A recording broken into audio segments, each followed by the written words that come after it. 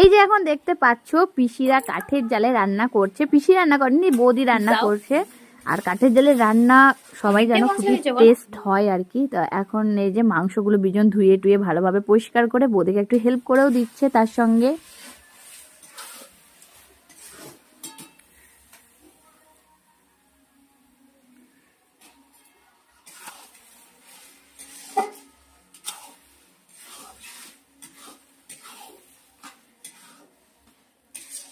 ঘরটা লাগানো আছে তো পিয়া?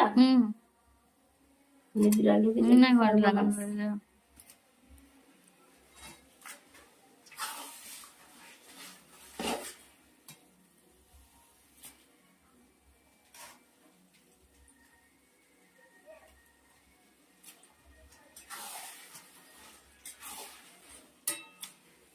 পেঁপে গুলো দিদি মাংস